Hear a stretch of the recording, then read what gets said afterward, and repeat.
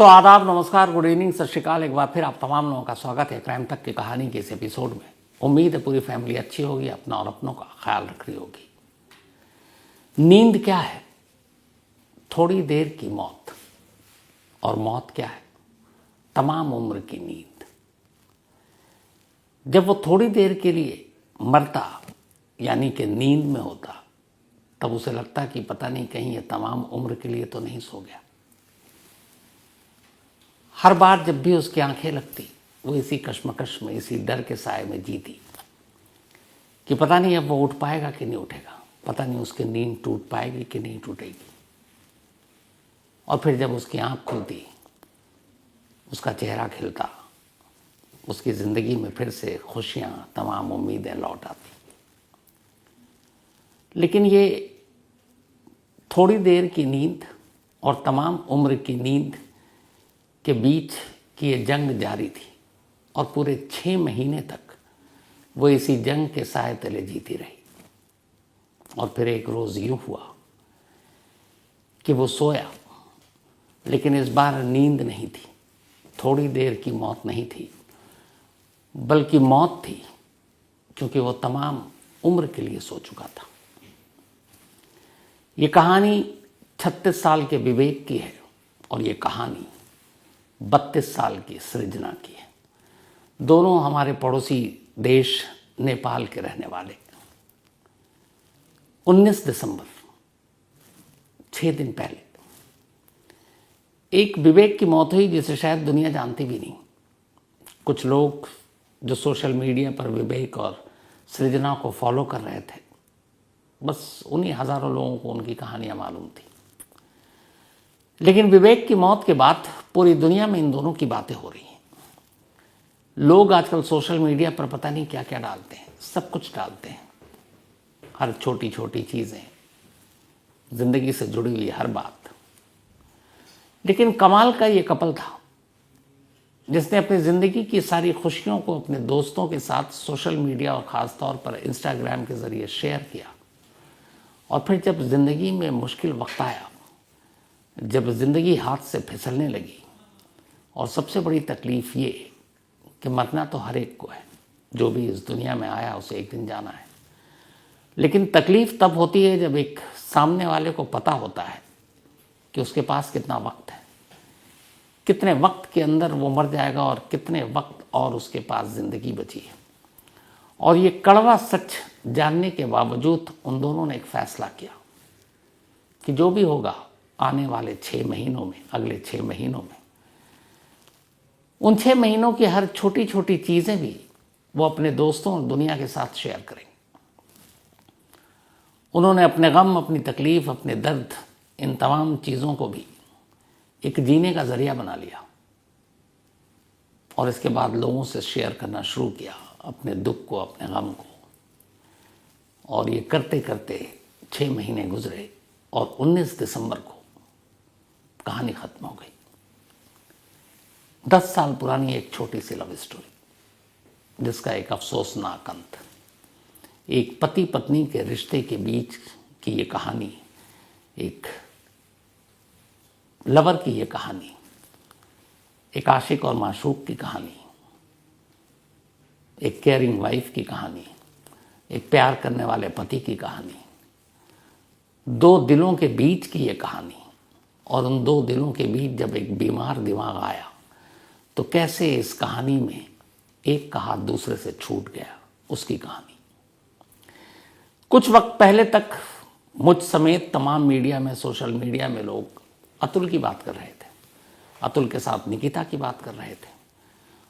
अतुल ने जो कुछ किया, अतुल ने जिस तरीके से अपने मौत को गले लगाने से पहले दुनिया को एक पैगाम दिया, उसको लेकर हम सब ने तमाम तरह की कहानियाँ सुनाई। और उन कहानियों की वजह से एक बहस छिड़ी हमारे ही देश में, और वो थी पति और पत्नी के रिश्तों के बीच की बहस।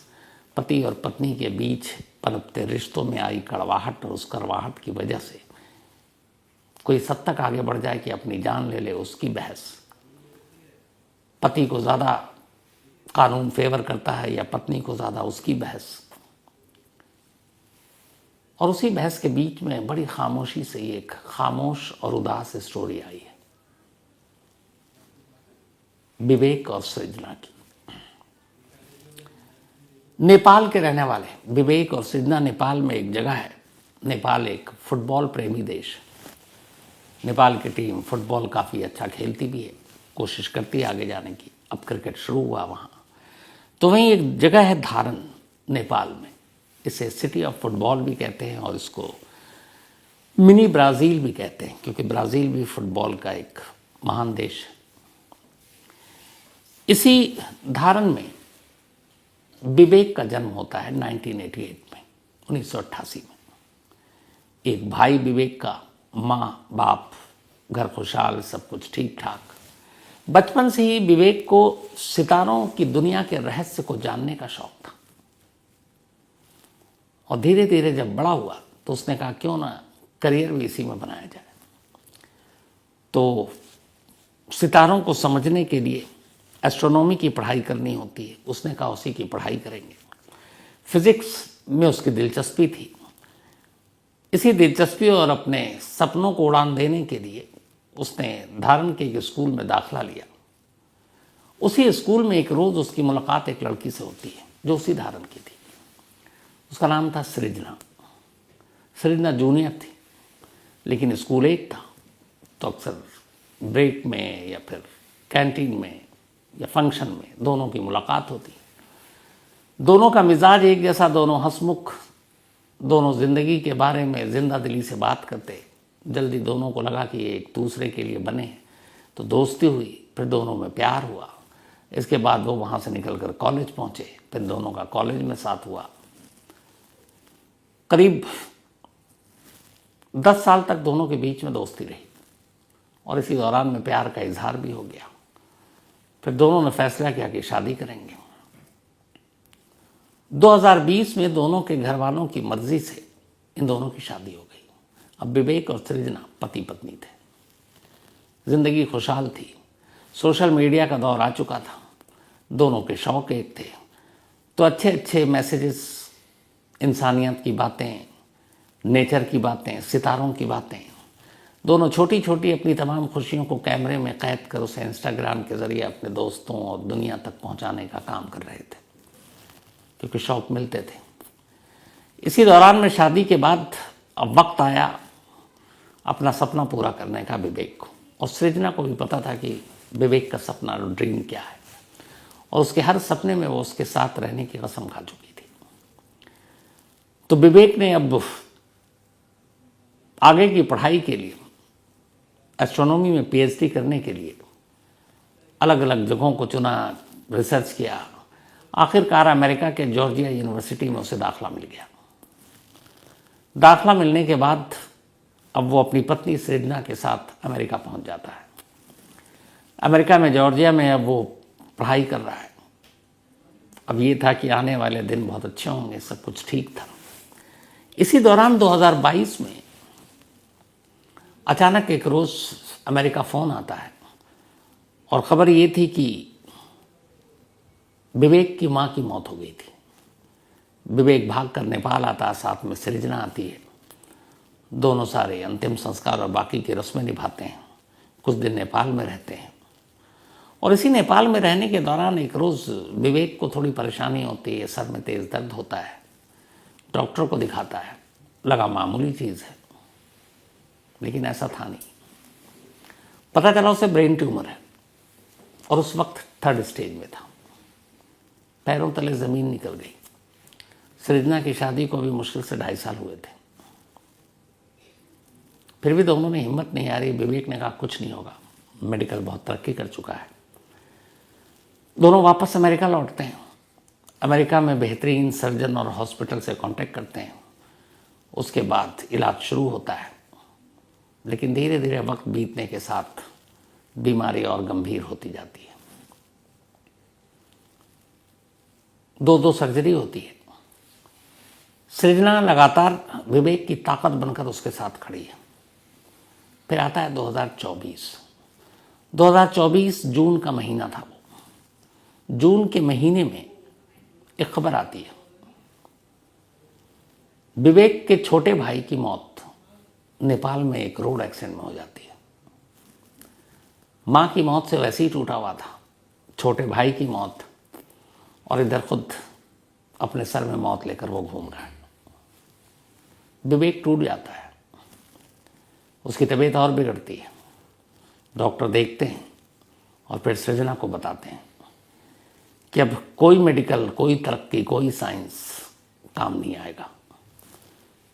विवेक के पास सिर्फ 6 महीने बचे। जो उम्मीद थी अमेरिका जैसे देश में वहाँ के इलाज पर, वो आखिरी उम्मीद टूट जाती है, लेकिन सृजना नहीं हारती।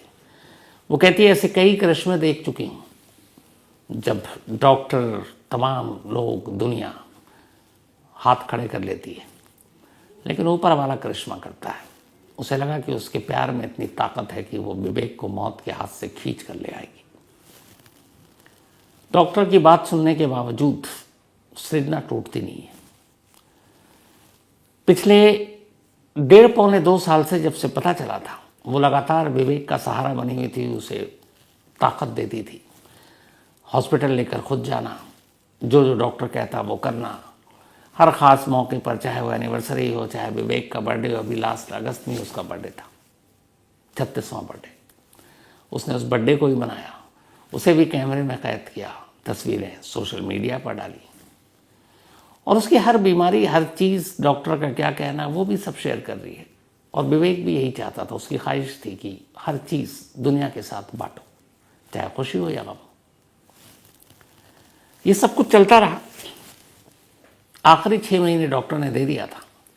अब इन 6 महीनों में वो जून के बाद अगस्त का महीना आया। दिल में एक उम्मीद थी, लगा डॉक्टर झूठे हैं, अगले साल भी विवेक का बर्थडे मनाएंगे। और इसी उम्मीद और हौसले के साथ उसने बर्थडे मनाया, उसकी तस्वीर शेयर की। लेकिन फिर माँ की मौत का सदमा, भाई की अचानक मौत, इधर खुद की बीमारी, उधर अपनी पत्नी को 24 घंटे यूं परेशान देखना, ये सारी चीज़ें कहीं ना कहीं विवेक को अंदर ही अंदर तोड़ रही थी। वक्त बीतने के साथ इसका उसके जिस्म पर असर होना शुरू हुआ, लेकिन विवेक को कभी एहसास ना हो, इसके लिए सृजना ने हर वो काम किया जो एक दोस्त, एक प्रेमिका, एक पत्नी कर सकती थी। अथक मेहनत करती, रात रात भर जागती, वक्त पर दवा, घर भी चलाना, उसको भी देखना, हॉस्पिटल भी, हॉस्पिटल से घर आ जाना, तब भी बाकी जिम्मेदारियां भी सब निभा रही थी, लेकिन चेहरे पे शिकन नहीं था। यहाँ तक कि जब विवेक की बीमारी की वजह से उसके सर के बाल काटने पड़े या नहीं रहे, तो विवेक को सिर्फ ये यकीन दिलाने के लिए कि तुम बिना बाल के भी बहुत अच्छे लगते हो और मैं भी वैसे ही रहूँगी, उसने खुद अपने बाल छोटे कर दिए, सिर्फ विवेक को चेहरे पर हंसी लाने के लिए। एक छोटी सी चीज़ थी, लेकिन सोचे तो बहुत बड़ी थी। ये सब चलता रहा। उसने अपनी पूरी दुनिया ही कुर्बान कर दी अपने प्यार को बचाने के लिए, लेकिन वक्त बहुत जालिम था। वक्त के आगे कुछ टिकता नहीं है।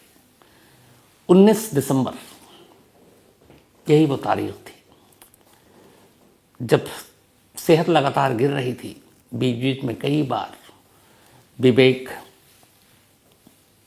एक थोड़ी देर की मौत मरता, यानी नींद में होता, लेकिन 19 दिसंबर को जब वो सोया तो फिर तमाम उम्र के लिए सो गया। जो एहसास था कि शायद जागेगा, हर दिन ऐसा होता है, 19 दिसंबर को ऐसा हुआ नहीं। और उस दिन के बाद सृजना की ये पूरी लड़ाई खत्म हो गई। लेकिन दोनों पति पत्नी ने और दोनों प्रेमी प्रेमिका ने एक वादा किया था कि वो हर खुशी, हर गम को शेयर करेंगे। तब भी उस वक्त 1-2 लोग थे जो इन सारी चीज़ों को कैमरे में कैद कर रहे थे। वो आखिरी घड़ियाँ, वो आखिरी पल, वो अस्पताल में सृजना का बेहोश होना, वो चीखना, वो उसकी लाशों से गले लगकर रोना, उसकी चीज़ों को छूना, उसके तकिया, उसके बिस्तर, वो सारी चीज़ें कैद थी। जो भी वहाँ आसपास थे जॉर्जिया में उस दिन, उनका भी कलेजा फट गया था। लेकिन मौत को कौन टाल सकता है। अब इसके बाद अंतिम संस्कार की बारी आई। 10 साल पुराना प्यार का रिश्ता, 4 साल पुरानी शादीशुदा जिंदगी का रिश्ता और 2 साल वो जिंदगी और मौत का रिश्ता, आखिरी 6 महीने जो डॉक्टर ने दिया था वो आखिरी 6 महीने का रिश्ता, सब खत्म होने जा रहा था, सब टूटने जा रहा था। लेकिन इसी बीच एक और दिक्कत थी। दिक्कत ये थी कि अपनी सारी चीज़ें, अपनी सारी जमा पूंजी सृजना ने विवेक के इलाज पर खर्च कर दिया था। जो दोस्त थे, कुछ हमदर्द थे, वो मदद कर रहे थे। लेकिन अब आलम ये था कि उसके लास्ट राइट्स के लिए या फिर कंडोलेंस मीटिंग के लिए भी पैसे नहीं थे। अमेरिका जैसे देश में ये काफ़ी खर्चीला होता है, मतलब वहाँ मौत भी खर्चीला है।